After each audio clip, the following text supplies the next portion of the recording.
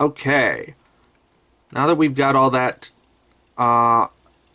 those early finishers out of the way, we're just gonna go back to the randomness proper that you expect from this show. Oh, before we get to that, it is March 26th now when I'm recording this.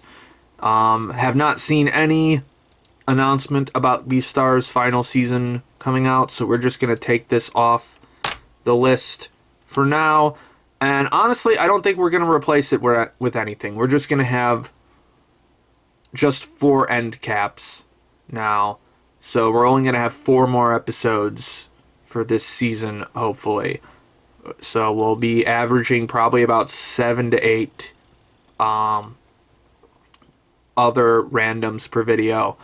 But also, as I said, it's still only March 26th, so not all of these shows are finished. So if I roll it on the random number generator and it's not finished, we'll just skip over it for now and then go on to a different show. But in any case, let's pull up the random number generator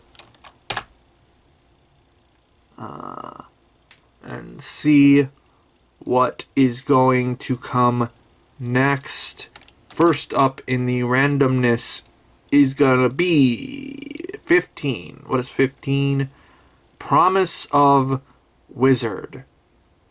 Now, let's see if that one is finished at this point. Where are you, Promise of Wizard? Okay. It does appear to be finished. So we're going to try that one out. Have not heard anybody talk about this. Let's give it a shot. Okay, so this one's actually a pretty boy isekai show. I got like 6 and something minutes into Promise of Wizard. Very bland, very boring. The boys are cute. Well, one of the boys that I saw was cute. The main wizard guy with the purple hair. Much cuter than the very plain, very boring protagonist, whose name I don't think I even know. Did he say her name? But she is so incredibly bland and nothing. Just like many isekai protagonists that I've run into, where I cannot get a single glimmer of any type of personality whatsoever, other than the fact that she mentioned that she plays video games. I think specifically she mentioned that she plays like visual novels. By, in this case, probably like stuff like otome games, probably. Animation is extremely bland. Character designs are not great, except for the one pretty boy.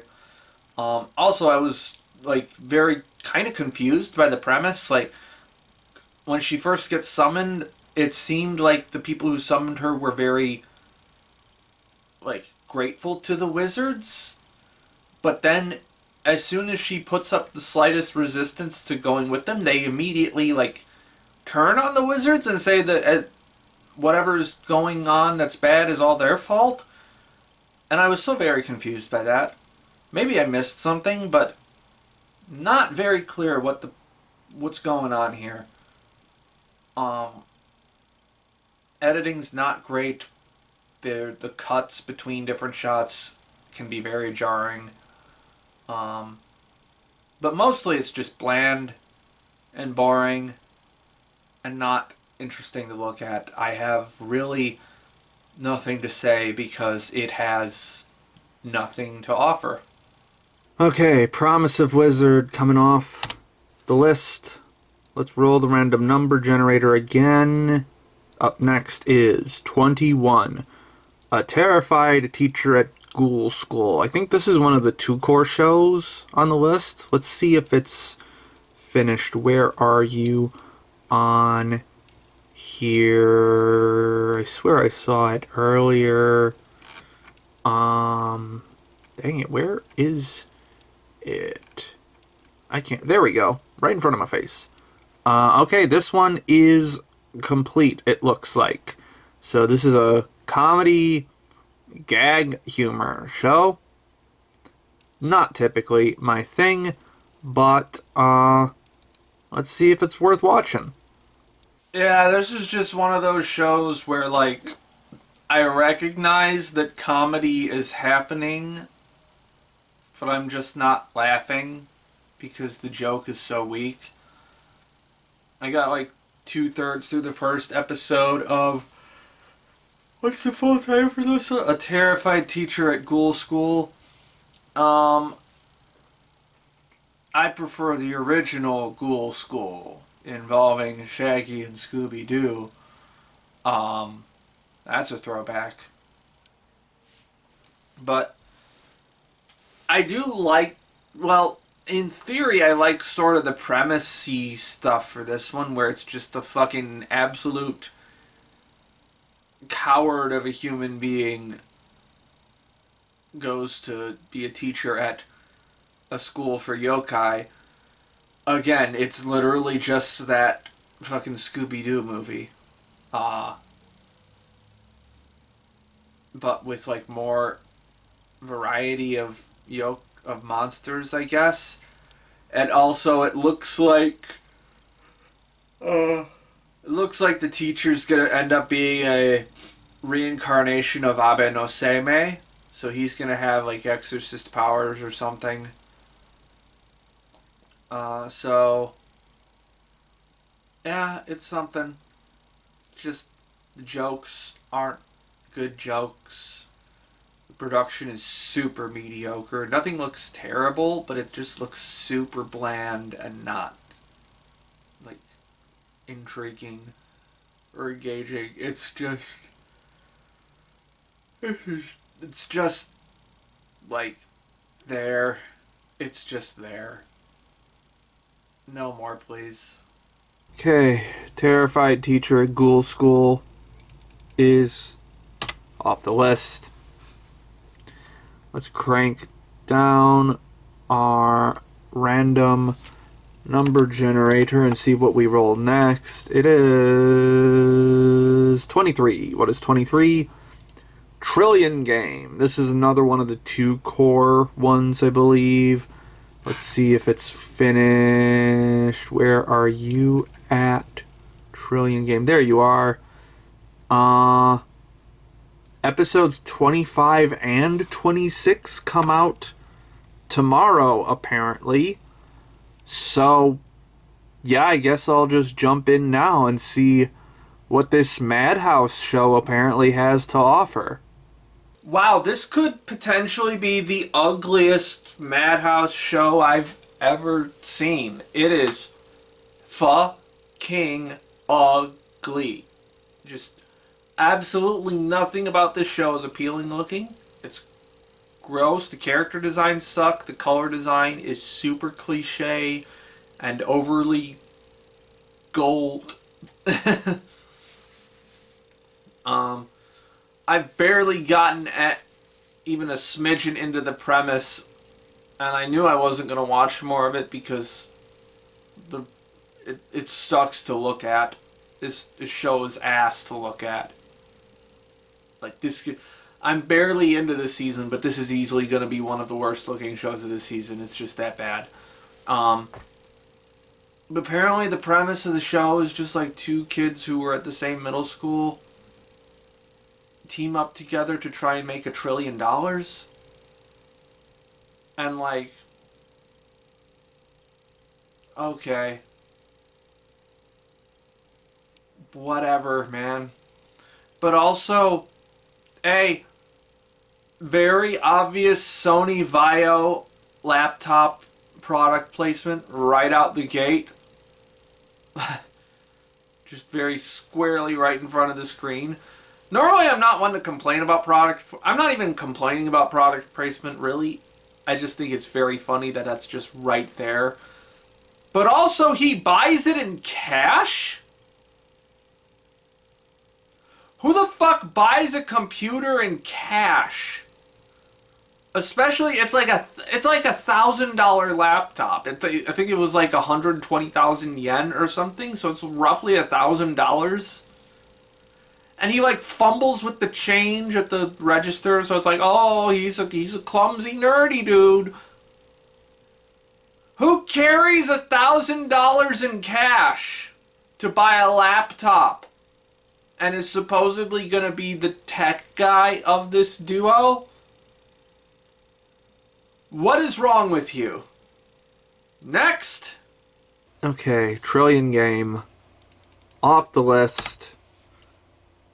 Let's do another random and see what we get. It's going to be 15. What is 15? Flower and Asura. Okay, I don't know anybody who watched this show, but I've seen like vague hints of it being good. I think it's some kind of school melodrama kind of show. The PV that I saw a while ago looked really good. So maybe this one's gonna be good. I have absolutely no clue what it's about, except from some that it may be drama related, so let's give it a go. Alright, that one's our first unexpected finish of the season, thus justifying this entire project. Although I'm not necessarily certain this one needed to be finished. Just finished up all of Flower and Asura, which is about recitation, apparently. Like the performance art of reciting text. Both literature and, like, apparently, like, announcement and interview material, apparently. Very, I guess, Ride Your Wave adjacent, but I didn't watch enough of Ride Your Wave to say it has the same vibe. I would say it has much more the vibe of The Great Passage, but, like, less boring. Well, somewhat less boring. This show definitely could have still used a little bit more oomph behind it, but we'll get into that. I would say that the actual, like, performances and the, like, technical know-how behind the performances was easily the most interesting part of this show. Like, as someone who does this, and more in particular does, like, when with stuff like with my main YouTube channel where I'm reciting a script into an audio recording, it's very funny how much stuff that I just sort of like picked up by myself I saw being like taught in the school, like in particular like enunciation, like stressing which part of a sentence should get like, or like figuring out which part of a sentence should get the emphasis to maximize the impact of what you're saying. And I really like there was like one particular example. I think the subtitles with this one took a lot of liberties in translating it to an English-speaking audience, which in this case I'm kind of fine with, because you would have to know a lot about Japanese to understand what they're saying. Like sometimes they go pretty more minute with it, like the difference between hashi and hashi, which I believe the former would be chopsticks and the latter would be bridge. But there was one instance where I'm pretty sure it was them taking a little bit of liberty with the subtitling, where they said like they're talking about the difference between a black cello case and a black cello, or no, it's a black cello case and a black cello case. So very different implications there, with like the former meaning that the cello is black, whereas the latter would meaning that the case is black. So I'm not exactly sure how that would be in Japanese, but I liked the sort of technical dives into that stuff. I really liked the performances and how you could kind of tell the difference in the skill of the different performers and stuff, and like how different performances sounded and such. So, with that said, it was pretty ballsy to have a like relatively fresh voice actress as the lead character. I completely forgot what her name is, but whoever plays Hana is like relatively new. I think she's only had like 3 other roles besides this.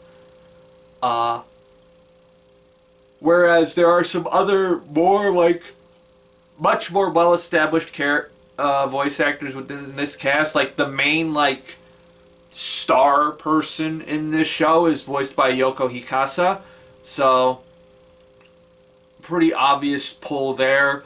Ai Kakuma shows up at one point. Kana Ichinose in this. Aoi Koga's in this. A lot of star power for the like side characters, but not necessarily for like the main characters. So that was an interesting choice. But speaking of the main characters, there's a lot of, how do I describe it? There's a lot of tension amongst different members of the main cast, and it didn't always feel genuine. A lot of it felt either artificial for the sake of creating an argument, or just the drama didn't feel necessary. Not necessary.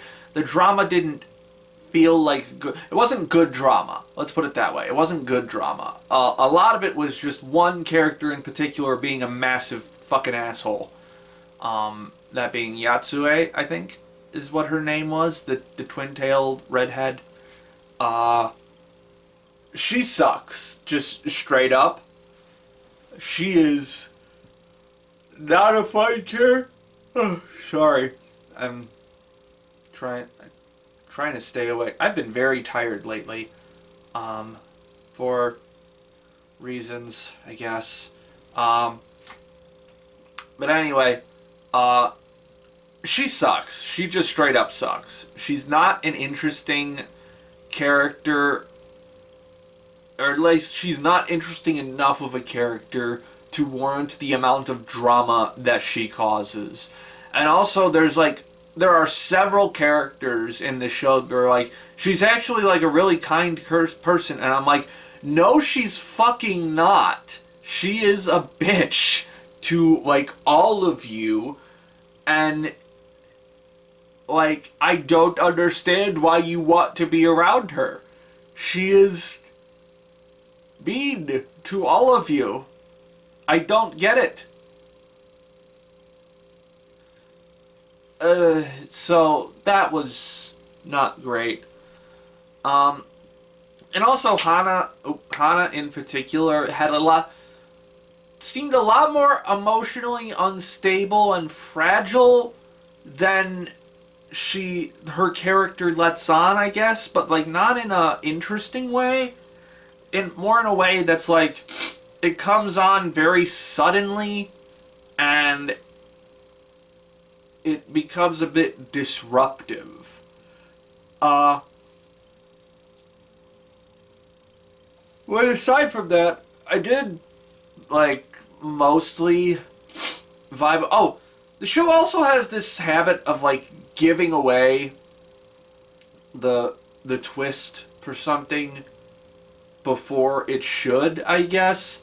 Like, with the One Glasses guy's overbearing parents, was probably the most glaring of these, where it's like, at first, like in the previous episode, it's like, oh, what's his deal? Why is there going to be some kind of mystery around him that we're going to have to figure out? And then, literally, the next episode, it's like, overbearing parents.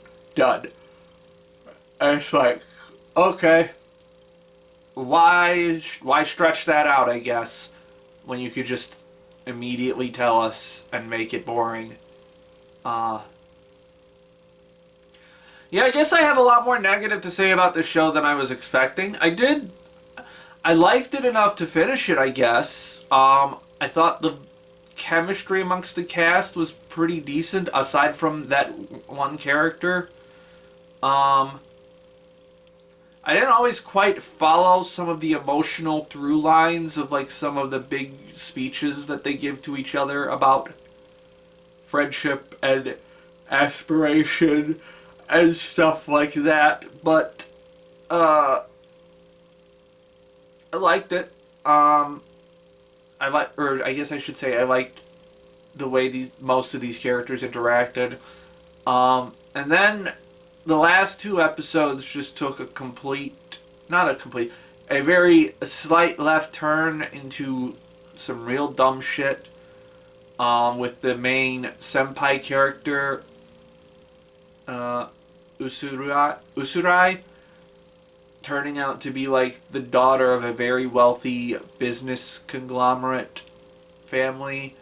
And then they essentially kidnap her to try and force her to attend her brother's wedding. And then the broadcasting club has to go rescue her. And it was very dumb. Like, it was a series of coincidences that of multiple different factors that did not exist prior to those episodes and were then revealed in those episodes in order for the series of coincidences to line up in a way that allowed them to save Usurai. And it was not good. It was not good. I would have much rather cut that plot point entirely and just jumped straight to the recitation competitions, because we didn't even get to that. The season ends on them going to the recitation contest. So it's like, what the fuck? Why end it there? Yeah, I guess I'm more frustrated with this show than I was expecting. I was expecting maybe, it was fine. I'm going to give it like a light 6 or something. Like, no, I don't think so, actually. Because also, I think one of the things that would have, like, got me a lot more on this show's side is if Hana had been a much more driven character, I guess. Not to say that she isn't driven, but I would have liked her to be much more... If she had been more like, let's say, Hinata from Haikyuu, in terms of like how he absorbs volleyball and different volleyball techniques and gets immersed in that, I think this show could have been a lot more interesting, where she's just like a sponge that soaks up recitation knowledge. Even if she has to go through like multiple repetitions to get it done.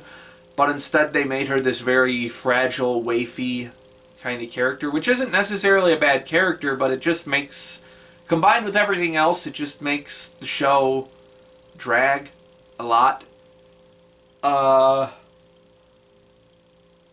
Which is certainly not helped by a decent chunk of its visual presentation. Like, when the show wants to look good, it can be really good looking.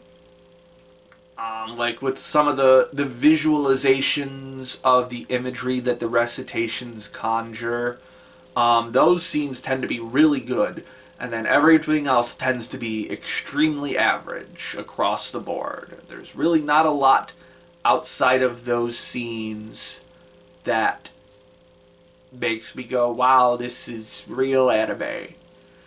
And it also has many examples of what I have dubbed the worst shot in anime. I think I talked about this with an isekai series before, I believe. But, like, a lot of modern anime have... I'm not going to say it's modern anime specifically, but I think modern compositing in anime makes it much more jarring, where it is a medium shot of two characters facing each other, just talking, no other interesting thing going on in the scene, no like dividers or anything in front of them. But it's just two characters facing each other in a medium shot, and it's sort of like shot straight on from the sides.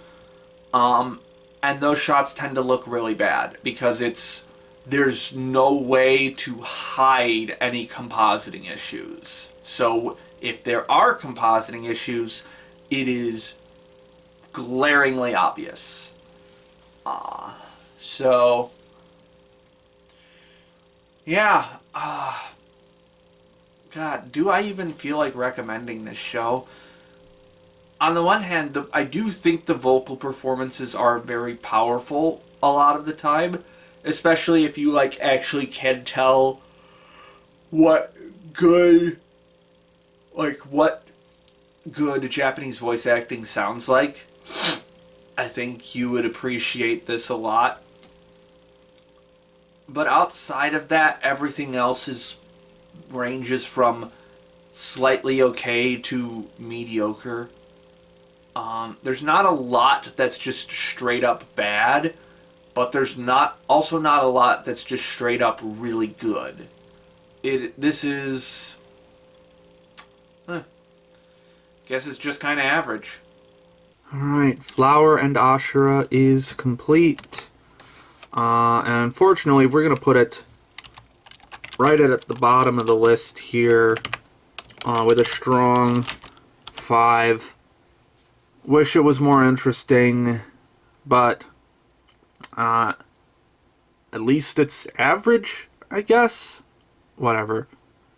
Anyway, let's roll into the next random. We got 27 left, so let's see what we get. It's going to be 18. What is 18? Farmagia.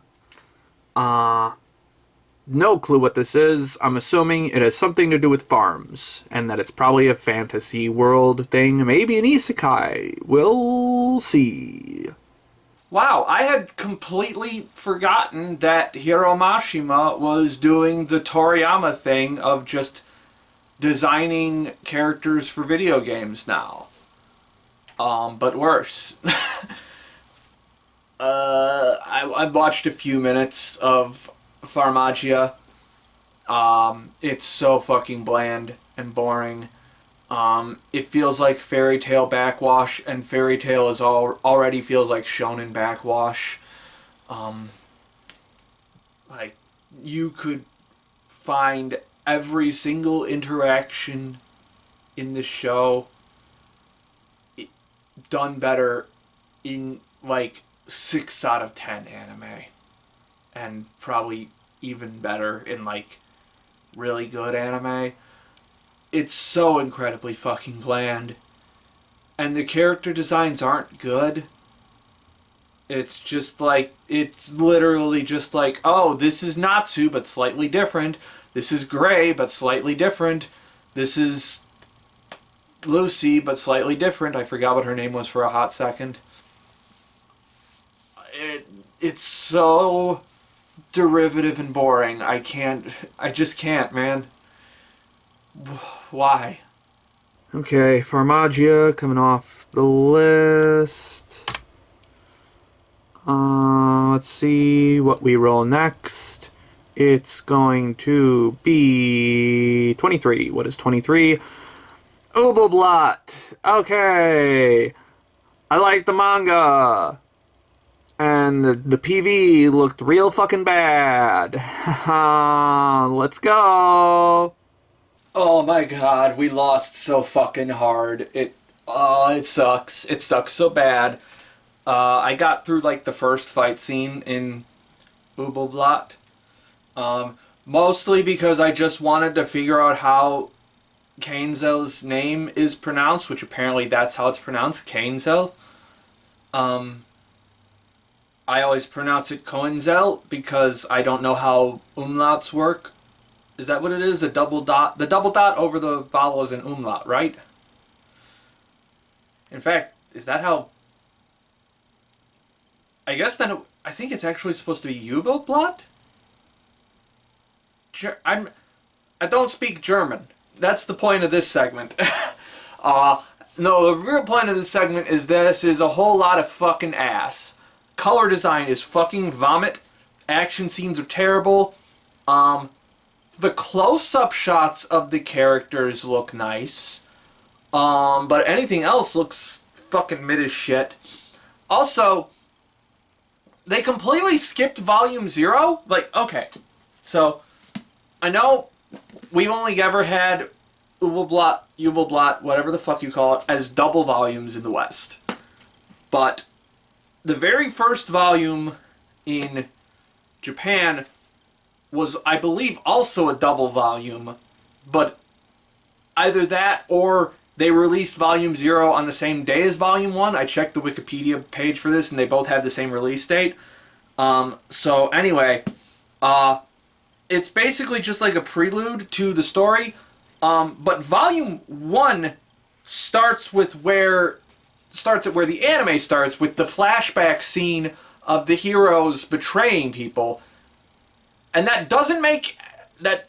First of all, the way they wrote it in the anime doesn't make any fucking sense. It's extremely confusing. But also, if you don't have a whole volume of lead up showing Kainzel interacting with the world around him and how the heroes have shaped this world and how he relates to that, that scene makes no fucking sense. And also, it's a spoiler. It's a massive spoiler. Ugh! I don't know why I expected literally anything from this adaptation. I saw the PV. It looked like fucking shit. I saw the MAL score. It's fucking in the shitter. Not that MAL scores mean everything, but come on. I'm not even a huge Ubel Blatt fan. I felt like the last couple volumes were pretty mediocre at best, so it left a bit of a bad taste in my mouth. They just got kind of boring. But this was one of the first manga that I really got into. To the point where I actually might want to read it again. I would show you pages from it, but there are so many titties in this manga. It's awesome. That's another thing about the anime is it just completely backs off on showing you the gore. There's a mass hanging scene. And actually, no, it's not a mass hanging. It's they raise him in the air and then they fucking stab him to death, but you don't see any of it. That's the appeal of this manga, is it is gory and graphic as fuck. That is one of the appeals, and the anime doesn't have that in any regard whatsoever. Also, the action scenes are really cool in the manga. Why am I still talking? Read the manga, don't watch the anime, because that fucking sucks. Alright, Ubel Blatt coming off the list. Probably do one or two more depending on what I roll next. So let's see what it's going to be. It is 16. Momentary Lily. Okay, speaking of train wrecks, it's time for this studio. I'm blanking on the name of the studio for some reason. It's the fucking the Handshaker studio. Why can't I remember what the name of the studio is? Whatever. Let's give it a shot. Go Hands. The studio is Go Hands, by the way. And that was pretty much exactly what I expected. Bad. I got about a third of the way through the first episode of Momentary Lily. Well, I can say this much. You can never accuse a Go Hands anime of being generic looking. It always looks like a Go Hands anime. But that's not a good thing. I kind of like the character designs. They're cute enough. But, first of all, the one character with the boobs, her boobs bounce so annoyingly. Her boobs bounced breastily. That's the way I would describe that character. And it's, fan service can be annoying sometimes, and this is one of those instances. So this is the first Gohan's anime in a hot minute. I believe the last one was in 2023, I think, and we actually got 2 that year. That was The Girl I Like Forgot Her Glasses, which prompted me to pick up the manga, and I really like now. That one's almost finished, actually. Or, well, the English releases are almost finished. And then that one with the anthropomorphic cat that lives with the office lady. And both of those were terrible for mostly the same reasons. I hate Gohan's color design. It is just garish for the sake of looking different. There's no... It sucks. It really sucks. But this is the first action one that I've seen in a while. And it's about what you would expect from a Gohan's action anime, in that half of it is unreadable. Now, the thing is, like, it's not that you can't tell what's happening in the scene, but it's mostly that, like, all of the cool parts of an action scene, like the impacts, the cuts that you would make with a weapon, the, like, the actual attacks, you can't really see them happening. You just kind of know that they're happening, and so it's really lame. And also the camera is just constantly moving around like this, and it makes it disorienting to look at. And, like, you don't have to move. It's the studio seems to think that more motion equals betterer. And no, that's not how that works. It's disorienting. In any case, this is just another one of those cute girls fighting monsters anime. It reminds me a bit of Luck and Logic, if anyone remembers that. Which also was not a good show. In any case, what do you want from me here? It's a Gohan's anime. There are certain people who are all on board with what Gohan's does, and for those people, you know what? Good for you. You got more of what you want. This isn't what I want. Okay, Momentary Lily off the list. Let's do one more for today. Let's see. One more random. It's going to be 16 again. Anyway, I'm falling in love with you. I have not heard anyone talk about this show. I'm assuming it's some kind of rom-com. Let's see if it's like a hidden gem or something. Okay, this one's just kind of ugly to look at. It is not pleasant to view. Character designs are super weak, except for the main girl, who's just sort of okay. And with this being, I presume, to be a reverse harem show, the fact that none of the boys are cute is definitely a big problem. The show tries to make up for the fact that it is very clearly not well animated with some post-production stuff, with like a lot of bloom, a lot of like lighting effects and stuff like that. But it really doesn't help. So it's going to be a nope from me, dog. I will say this show has the distinct honor of, I think, being the second anime that I've seen that has made reference to COVID. Like, the first one was some shitty sci-fi anime from a couple years ago. And then there's this one, but it's so unnatural the way that it references it. Like, or I should say the way, the context in which it's brought up makes sense, but the explicit way that it is discussed is so weird. Like, one of the students brings it up as like a thing of like, yeah, they sent us all home and we missed all of our classes, we missed our school trips, we missed the swim meet and the tournament and everything, and all that fucking sucked. And I was like, that's really cool. Or it would be really cool if you didn't start this conversation with by calling it some infectious disease or whatever. Now I know this is a thing in anime.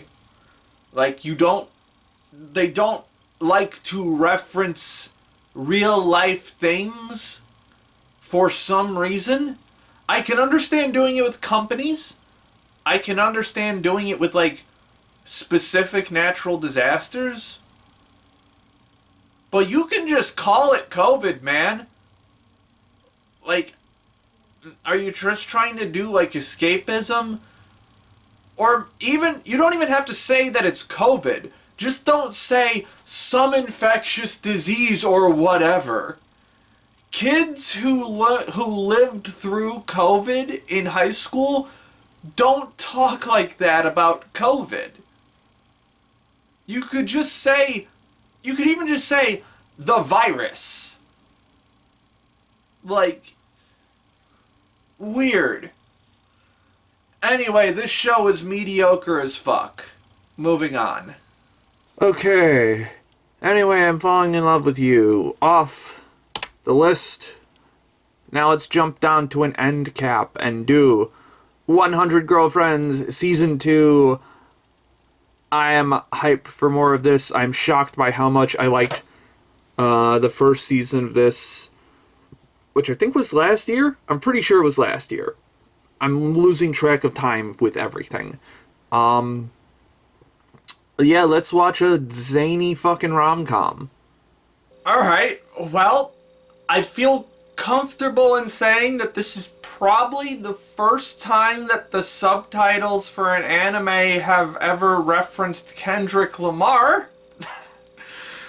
So that's a thing. Just finished up season 2 of The 100 Girlfriends Who Really, Really, Really, Really, Really Love You. This is even better than the first season. Or maybe I'm just like used to the first season now, which came out in I think 2023, fall of 2023. The only reason I remember that is because they referenced it in the first episode of season 2. I remember the first season being fairly meta, but it's going all in on meta humor a lot now, and I'm all about that. You know me, I love my fucking meta humor. It is constantly referencing the fact that it is an anime and that it is like a TV anime with a broadcast schedule being adapted from a manga and stuff like that. Like, it references the fact that some characters are being introduced out of order. It's very funny. Damn it, I had a thought and I was blanking on it. But anyway, this show's fucking hilarious. I probably said that with the first season, but I fucking laughed out loud multiple times in every episode of this show. It is easily one of the funniest things to have aired in the past couple years. Like, this is up there with like Konosuba in terms of just like gut-busting hilarity. It is just fucking funny. The way that it plays with tropes, the way that it employs like the reaction shots for the different jokes, like the manzai comedy stuff that it does. Very good. The extreme like exaggeration of everything is just so fucking funny. Yeah, not a whole lot has, I guess really not a whole lot has changed between seasons 1 and 2 in terms of my like overall opinions, I guess. So I guess I'll just focus on like what season 2 specifically did. I will say there was a lot less of the vice principal in this season. She only shows up like twice, which is good because she's still a fucking terrible character. Um, I remember that being pretty bad in season 1, so I'm glad that they really eased off of her for season 2. Um, Also, there's still the very obvious, like, statutory consent issues between Rentaro and Hakone's mom. I'm gonna get all of the names wrong for this, just so you know. You know me, I'm terrible with fucking anime character names. And there's 11 girls to deal with for this one. Hold on, let's see if I can name all of them. Hakone, I think, the main pink-haired girl. Karane, the tsundere. Shizuka, the quiet one.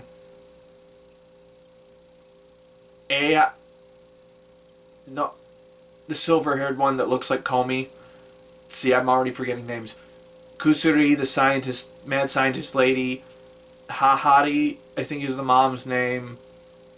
And then, so we had the 6 from last season, and then we got 5 more. 5 more girlfriends this season, almost double. Starting with Kurumi, the mildly tsundere glutton character, who I think is probably my favorite in this show now. She is just fucking goddamn adorable, and like I love tsunderes, which is why Karane was my favorite from last season. But I think like Karane is just like full blown being a parody tsundere. Kurumi is like a little bit less so with that, but still very good with the tsundere vibes, and has the glutton aspect to her too. And just the way that she interacts with everybody and with Rentaro is probably, it's my favorite of the group. I like her a lot. And then there's Mei, who's the maid. And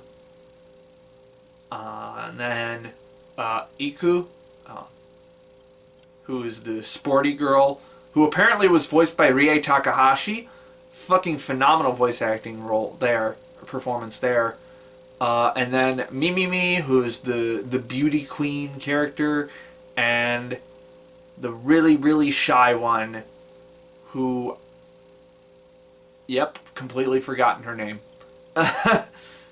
So, I got 9 out of 11 of them, I think.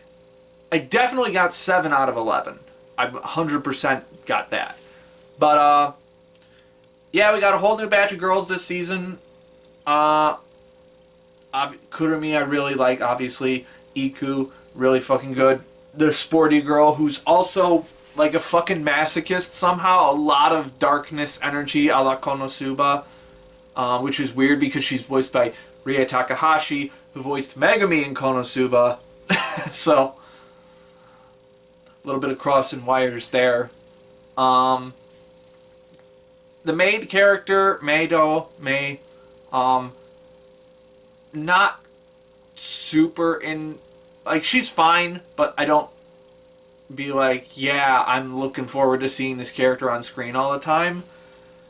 I really did like the resolution to her character, like her introduction to being Rentaro's girlfriend, with how Rentaro makes her rethink how service is supposed to work, and how, like, interacting with people on a more, how she should be interacting on a more even level with him, since they are partners and not just master servant and stuff. I liked the resolution to it.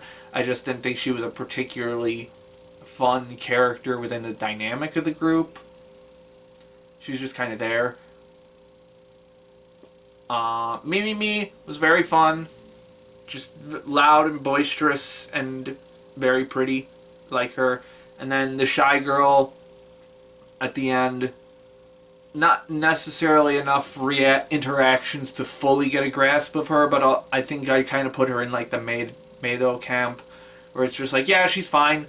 She's got a good resolution to her character, but not super interesting in terms of the group as a whole, which I have to expect at this point. if you're shooting for 100 girlfriends, they're not all gonna be like A+ characters. They're not all gonna be Kurumis or Karanes or Hakone. I'm still not entirely sure that's the name of the pink-haired girl. The fucking slutty one. She rocks. Like, goddamn, this show is horny as fuck. I forgot how horny this show is. Immensely horny. Which apparently, I looked it up. Apparently this runs in Young Jump. I didn't realize this was a Jump series. I probably should have, with the amount of fucking Shonen Jump references there are in this. Specifically Dragon Ball Z. This show loves Dragon Ball Z. It fucking loves it. Like, the entire, like, the A part of the entire last episode is just a Spirit Bomb reference for the entire thing. In one of the episodes, they all go, in the baseball episode, they all go Super Saiyan. It's fucking wild. There's a One Piece reference. Also, a lot of Ghibli references. Like, a lot of Ghibli references. Like Totoro and Castle in the Sky and, fucking... God, there was another one. I forget. But also, like, they referenced Heidi as well, which I'm pretty sure Miyazaki worked on. Fucking... So many references in this. Now, those references got, like, blurred out, like I'm expecting from anime typically. But they just straight up... Like, even when... Like, I expect with, like, manga to be, like, if it runs in the same magazine or, like, the same conglomerate of magazines, you can get away with an uncensored reference and stuff. But normally when it gets transferred to an anime adaptation, they still have to censor it a little bit or change the name a little bit. They did not do that at all, as far as I could tell with this one. They just went full on with the reference, with the Dragon Ball references and the One Piece references. Very funny. I will say there was, again, just a little bit of just, like, very, like, standard kind of misogyny kind of humor. Just like, oh, the girls gotta watch their weight. Like, a little bit of that, but, like, not overbearing or anything to where it's, like, to where it makes you think, like, the author doesn't respect women or anything. Because I think the author really does love women, like, and respects them a good deal, or at least he respects anime women, I guess. I can't make a definitive statement on how the author interacts with women because I don't know the author personally. That's just my impression. Yeah, this is a really goddamn funny show. I fucking loved the baseball arc. That was really good. Again, obviously I loved Kurumi's part, and I fucking loved the tsundere, the de-tsunderifying and re-tsunderifying at the end of this season. Very fucking funny. I was born and bred on tsunderes in anime. Like, fucking Asuka is one of my favorite characters of all time. Fucking love Rin from Fate Stay Night. Just, I love me some tsunderes. That is my go-to archetype. I love it. And so, getting an entire arc focused around the concept of a tsundere, and specifically how the characters sort of view, how Karane views that as being like, I don't like that I can't express myself completely, and then also Rentaro going like, it's fine, I still love you for who you are, is good stuff.